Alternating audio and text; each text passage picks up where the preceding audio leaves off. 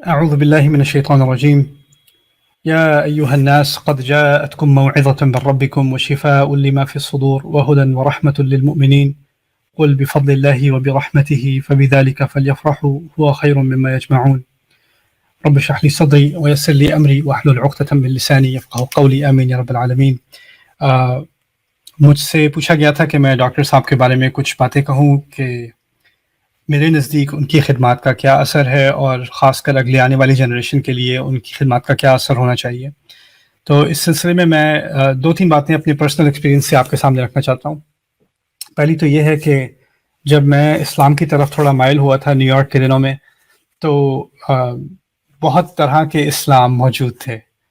اور کیونکہ new York ایسی جگہ تھی کہ دنیا کے ہر کونے سے مسلمان جو ہیں وہ وہاں پر موجود تھے، تو ہر مکتبہ فکر، ہر فلسفہ، ہر مسلک کی اپنی مسجد تھی اور اس کے اپنے امام تھے، اور وہ اپنی بات کھلے عام دعوت کرتے تھے، اور کسی کو اگر زیادہ بیک گراؤنڈ انفارمیشن نہ ہو، نالج نہ ہو، تو وہ سبھی صحیح معلوم ہوتے ہیں کسی حد تک، یہاں تک کہ آپ کو ایک دوسرے کے اندر کانفلکٹ نظر آنا شروع ہو جاتا ہے. اور شروع میں جب میں نے اسلام سیکھنا شروع کیا تھوڑا بہت، تو میں کبھی ایک دائروں کے میں نام نہیں لوں گا، لیکن کبھی میں کسی ایک سرکل میں پہنچ گیا، پھر کسی اور میں پہنچ گیا، پھر مجھے پہلے والے سے نفرت ہونی شروع ہوگی کہ وہ بہت ہی غلط بات سکھاتے تھے. اور میں جب بھی کسی عالم سے یا کسی مفکر سے متاثر ہوتا تھا تو میں پوری طرح اسی میں اپنے آپ کو ڈبو دیتا تھا.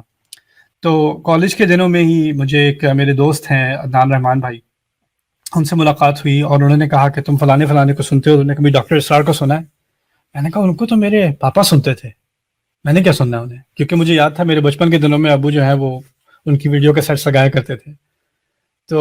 اور مجھے ان سے ڈر بھی لگتا تھا. تو میں نے کہا ان کی کیا سننے کی ضرورت ہے؟ کہتے ہیں اچھا نہیں تم سنو یہ. تو ان کے میں نے دروس سنے سورۃ الکہف کے،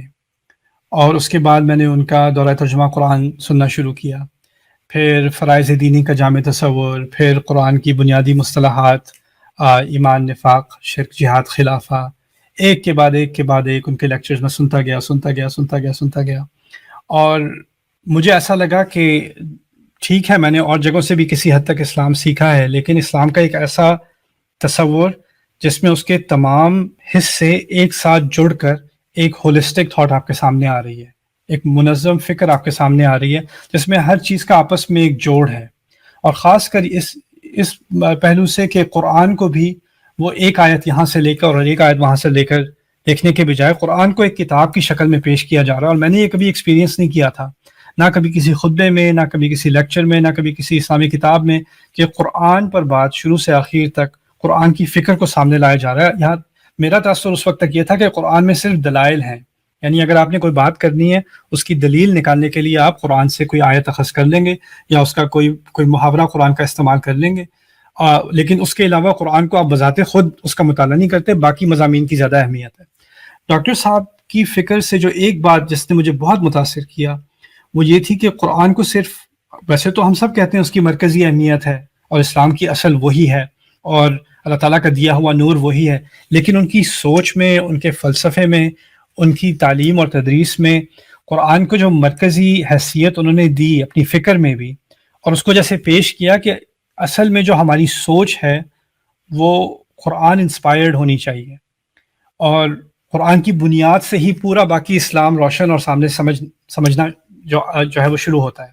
اور رسول صلی اللہ علیہ وسلم کی جو پوری تحریک ہے اس کو بھی آپ قرآن کی روح سے سمجھیں کہ قرآن جو ہے وہ اس تحریک کا ایک نقشہ کھینچا گیا اللہ تعالیٰ کی طرف سے. تو یہ جو یہ باتیں تھیں میں نے کبھی کسی اور کے ہاں نہیں سنی تھی. اچھی باتیں موعظہ جسے کہہ لیتے ہیں، اچھی نصیحت ہو گئی، اچھی بات ہو گئی، کوئی شریعت کے حکام کے بارے میں کوئی تشریح ہو گئی، یہ باتیں میں نے ادھر ادھر سے دیکھی تھیں، لیکن یہ فکر اور یہ سوچ میں نے کبھی نہیں سنی تھی. اس کی وجہ سے میں قرآن کے ساتھ میری وابستگی ہوگی. ان کی انکریجمنٹ ہی تھی کہ انہوں نے کہا تھا کہ ہر مسلمان کو چاہیے کہ جتنا کر سکے عربی سیکھے. اللہ کا بڑا شکر ہے کہ ڈاکٹر عبدالسمیع آئے تھے، انہوں نے دورہ ترجمہ قرآن کیا تھا، ان کے بعد ان سے میں نے عربی پڑھنی شروع کی. میری زندگی کا بہت بڑا شرف بھی ہے کہ میں ڈاکٹر صاحب کے اپنے جو انگلش میں انہوں نے دورہ ترجمہ قرآن کیا تھا نیو یارک میں فلشنگ مسلم سینٹر میں، اس میں بھی مجھے شرکت کرنے کا موقع ملا تھا. اس وقت تو مجھے جانتے نہیں تھے، میں 18-19 سال کا لڑکا تھا، لیکن انہوں نے جب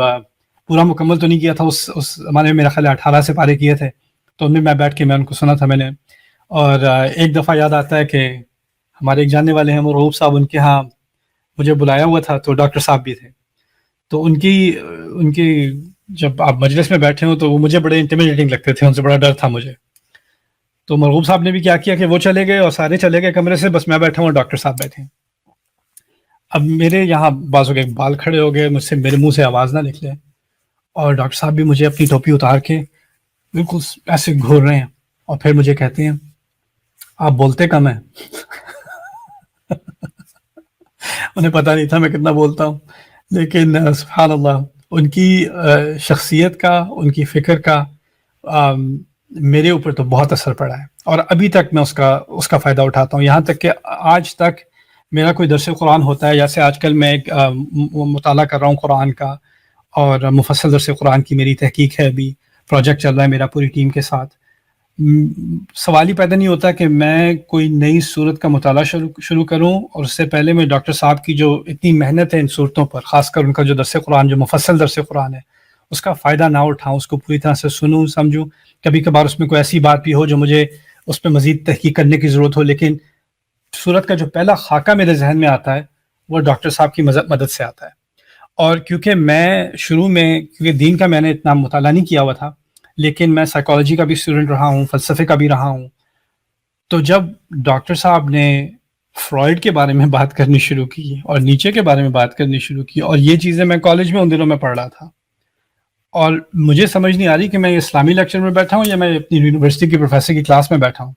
اور مجھے کبھی گمان نہیں تھا کہ قرآن ان فلسفوں کا، اس سوچ کا، ان ٹرینڈز کا جواب بھی دیتا ہے. تو اس سے میرا قرآن کے بارے میں ایک پورا نظریہ بدل گیا، یہ سوچنے کے بجائے کہ جو سائیکالوجسٹ ہے وہ نفسیات کی بات کرتا ہے، اور جو مورخ ہے وہ تاریخ کی بات کرتا ہے، جو سائنسدان ہے وہ سائنس کی بات کرتا ہے، اور قرآن دین کی بات کرتا ہے. یہ نظریہ میرے ذہن سے نکل گیا. قرآن حقیقت کی بات کرتا ہے، اور قرآن سائیکولوجیکل یا نفسیاتی حقیقت سائیکالوجسٹ سے زیادہ جانتا ہے. قرآن تاریخی حقیقت مورخ سے زیادہ جانتا ہے، اور اس پر زیادہ ایکوریٹ تبصرہ کر سکتا ہے. یعنی ان تمام علوم کو، ان کا علوم کا سب سے جو ان کے اوپر جو العلیم ہے وہ اللہ تعالیٰ ہے، اور اس نے یہ کلام نازل کیا ہے. تو اسی قرآن کی جو فوقیت ہے وہ کلمۃ اللہ العلیٰ، وہ ڈاکٹر صاحب نے ذہن میں بٹھا دی. اور وہ ان کا، میں ساری زندگی میں ان کا احسان مند رہوں گا کہ جو قرآن کی فوقیت انہوں نے ذہن میں بٹھائی ہے، اس کا مجھے پرسنلی تو بہت بہت فائدہ ہوا ہے. اور میرے نزدیک اس کی اب ایک جنریشن آ گئی ہے جب ہمیں قرآن کو سوچ سمجھ کر تدبر کے ساتھ انگیج کرنا پڑے گا. تدبر کو ایک نئی روح دینی پڑے گی. اب ہم ایسی ایج میں آ گئے ہیں کہ ہر طرح کی فکر، ہر طرح کی سوچ کو کوئی بھی براڈ کاسٹ کر سکتا ہے. آپ ٹک ٹاک پہ جا سکتے ہیں، انسٹاگرام پہ جا سکتے ہیں، آپ کا کوئی بھی آئیڈیا آپ اس کو براڈ کاسٹ کر سکتے ہیں. تو اب دنیا ایک ایسے مقام پر آ گئی ہے کہ تمام آئیڈیاز کی آپس میں جنگ ہو رہی ہے کھلے عام، اور اس میں آپ کو کوئی ملینز خرچ کر کے کوئی ٹی وی چینل خریدنے کی ضرورت نہیں ہے. آپ اپنا چینل خود ہی یوٹیوب پہ لگا سکتے ہیں، رائٹ. تو اس دور میں میرا ابھی تک ایمان اور عقیدہ یہ ہے کہ جو قرآن کی فکر ہے اور جو قرآن کا فلسفہ ہے وہ سب سے اونچا آ کر رہے گا. اس نے ظاہر ہونا ہی ہونا ہے، لیکن اس میں کیا ہم اس کی خدمت کر کے اپنے لیے کچھ فوز پا سکیں گے کہ نہیں. یہی مشن ڈاکٹر صاحب میرے نزدیک چھوڑ گئے تھے کہ قرآن کی خدمت میں تم اپنی زندگی گزار دو. اللہ تعالیٰ ہم سب کو قرآن کا خدام بنائے، جیسے انہوں نے ایک کیا عظیم کنٹریبیوشن کی انجمن خدام القرآن کی، جس کے میں ابھی تک میں اس کا استفادہ کرتا ہوں. تو اللہ تعالیٰ اس محنت کو ہمیشہ جاری رکھے، ہم سب کو ان کا صدقہ جاریہ بنائے، اور ہماری آگے آنے والی جنریشن کو پچھلی جنریشن سے زیادہ قرآن کے ساتھ اٹیچ کر دے. جزاکم اللہ خیرا. السلام علیکم ورحمۃ اللہ تعالیٰ وبرکاتہ.